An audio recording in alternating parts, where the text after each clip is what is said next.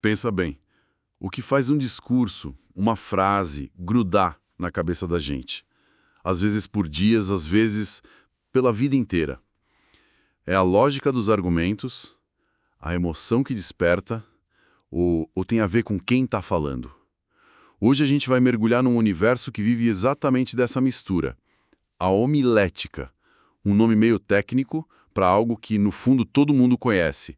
A arte e a ciência por trás da pregação. É uma ótima maneira de colocar, porque, sabe, não é só inspiração, como muita gente pensa. As fontes que a gente analisou mostram que existe uma verdadeira engenharia por trás de um bom sermão. É uma intersecção, assim, fascinante entre teologia, teoria da comunicação e, o que é mais surpreendente, a retórica dos antigos gregos e romanos. A nossa missão aqui é essa: entender como essa disciplina nasceu, como ela quase desapareceu e como ela tenta sobreviver hoje. Certo, então vamos começar por essa origem, porque isso para mim já foi uma surpresa. O material deixa muito claro que a base da homilética não nasceu na igreja. Nasceu na ágora grega, com os filósofos. Como é que pode uma ferramenta de debate político, pagão, virar a principal ferramenta de comunicação do cristianismo? Porque era a tecnologia de comunicação mais avançada da época. Pensa na retórica como se fosse, sei lá, o PowerPoint ou a TED Talk do mundo antigo. Os gregos, principalmente Aristóteles, foram os primeiros a sistematizar a arte de persuadir. Eles perceberam que para convencer alguém de qualquer coisa, você precisa de 3 elementos funcionando juntos. É a base de tudo. E esses são os famosos logos, patos e ethos, certo? Exato. O logos seria a lógica, o argumento em si. Perfeito. O patos, a emoção, a conexão com a audiência. E o ethos, que é a credibilidade, o caráter de quem fala. Mas o que mais me chamou a atenção foi a ênfase que Aristóteles dava no ethos. Ele dizia que esse era o mais importante. Isso me parece um pouco contraintuitivo. A gente não deveria valorizar mais a lógica? É uma ótima pergunta. E a visão de Aristóteles era, na verdade, muito pragmática. Ele argumentava o seguinte: se a audiência não confia em você como pessoa, ela nem vai se dar o trabalho de ouvir seus argumentos. A credibilidade é a porta de entrada.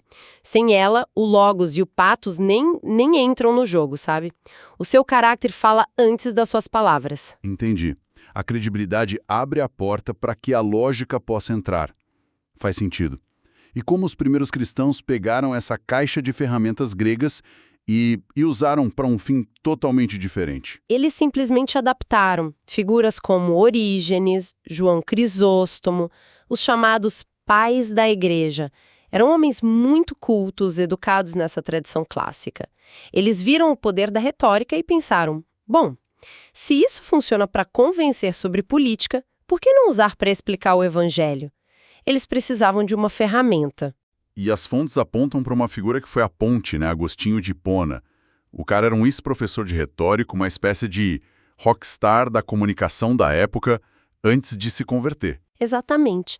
Agostinho conhecia o ofício por dentro. E na sua obra de doutrina cristiana, ele faz uma defesa brilhante do uso da retórica. O argumento dele era simples e muito poderoso. Se os maus usam eloquência para defender a mentira, com quanto mais zelo os bons deveriam usar a mesma eloquência para defender a verdade. Foi ele quem, por assim dizer, batizou a retórica para o serviço da pregação. E tem o caso de João Crisóstomo, que você mencionou. O apelido dele era Boca de Ouro. Isso diz muita coisa. Diz tudo. Ele era a prova viva de que essa fusão podia ser perfeita. O material descreve ele como alguém que combinava uma fidelidade absurda ao texto bíblico, com uma capacidade retórica de conectar aquilo com a vida real das pessoas. Ele falava sobre ganância, sobre injustiça social dia a dia. Problemas do dia a dia, e aplicava a mensagem sem medo. Nele, profundidade e clareza andavam de mãos dadas. Mas a história tem seus altos e baixos. Depois desse começo tão forte, as fontes indicam um declínio brutal na pregação durante a Idade Média. O que aconteceu? A luz se apagou. De certa forma, sim. Basicamente, a conexão com o povo se perdeu. As fontes apontam duas razões principais. A primeira é a língua. A missa era celebrada em latim. Uma língua que o cidadão comum não entendia mais. Exato. Era como assistir um filme em coreano sem legenda.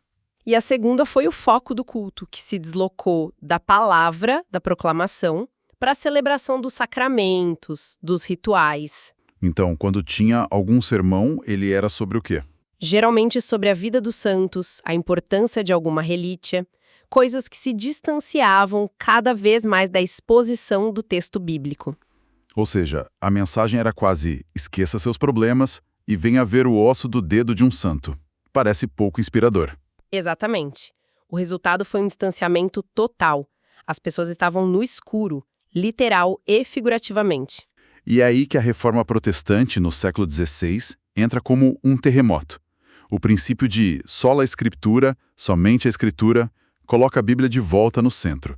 E, de repente, a pregação vira o evento principal do culto. Vira o coração do culto.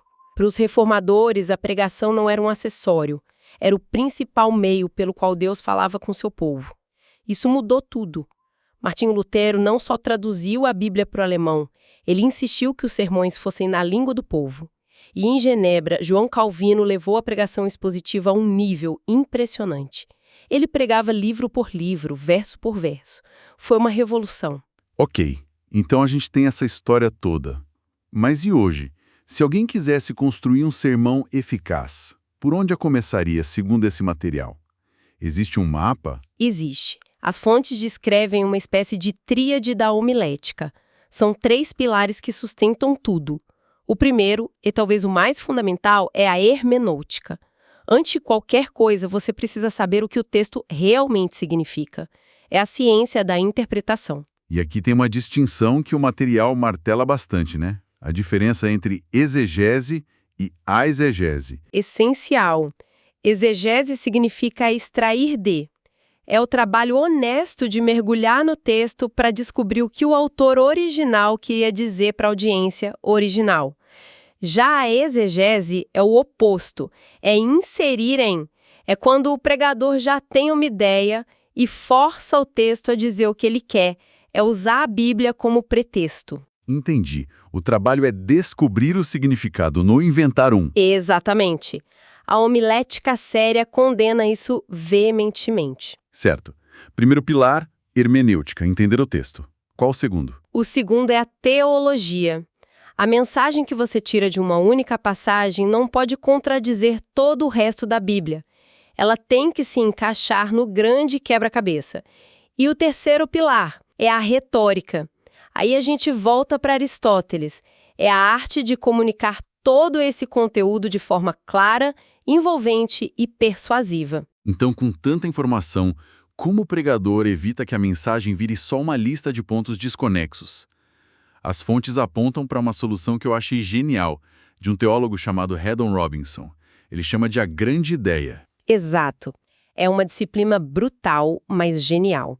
A proposta dele é: se você não consegue resumir sua mensagem inteira em uma única frase clara e memorável, você ainda não entendeu o que está tentando dizer.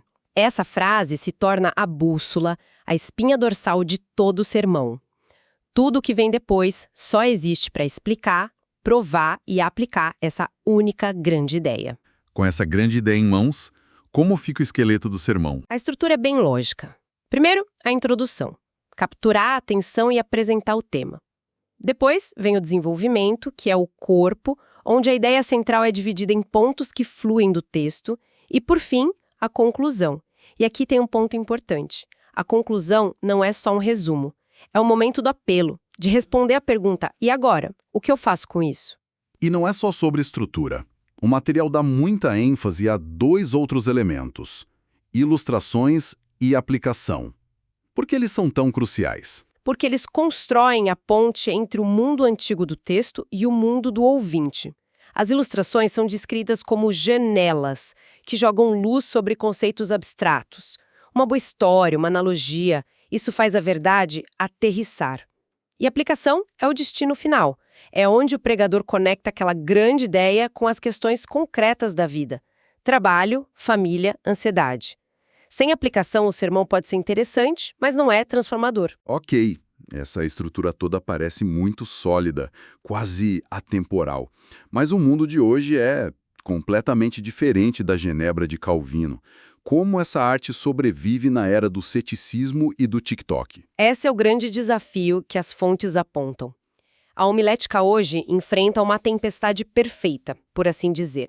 Primeiro, a cultura pós-moderna, que é naturalmente cética a qualquer alegação de verdade absoluta. O pregador não pode mais só afirmar, ele precisa demonstrar, dialogar com as dúvidas. E tem a competição pela atenção, que é brutal. Exatamente. É o desafio da era digital. A gente vive numa cultura de soundbites, de estímulos rápidos, de rolagem infinita.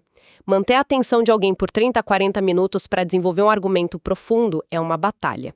A questão é, como manter a profundidade sem ser maçante, numa cultura que privilegia o superficial? E tem mais um ponto que o material levanta, que é o do secularismo. A ideia de que o pregador não pode mais assumir que as pessoas entendem o básico. Sim, ele precisa atuar como um tradutor cultural. Conceitos como pecado, graça, redenção não significam mais nada para muita gente. É preciso explicá-los, mostrar por que eles ainda importam, conectá-los com as perguntas que todo ser humano tem. O desafio é ser fiel à mensagem original e, ao mesmo tempo, relevante. É um equilíbrio muito delicado. Uau, que jornada! A gente traçou o caminho da homilética desde os debates na Grécia, vimos como ela foi adaptada, quase se perdeu, renasceu na reforma e agora luta para se manter relevante na era digital. Dissecamos a anatomia de uma mensagem que não quer só ser ouvida, mas transformar. E, no fim, essa análise toda nos traz de volta ao ponto de partida. Lembra da nossa conversa sobre Aristóteles? Ele insistiu há mais de 2 milênios que o ethos do comunicador, o seu caráter, a sua integridade, era o componente mais crucial da persuasão. A homilética cristã pegou isso e elevou a um novo patamar, dizendo que a vida do pregador é o sermão mais alto que ele pode pregar. Isso nos deixa com um pensamento final. Se a gente tirar isso do contexto religioso por um momento, o quanto o caráter percebido de qualquer comunicador hoje, um político, um CEO, um influenciador digital, molda a forma como a mensagem dele é recebida. No nosso cenário atual de tanta informação, de desconfiança, será que o ethos, quem a pessoa é, não se tornou ainda mais poderoso que o logos, o argumento que ela apresenta?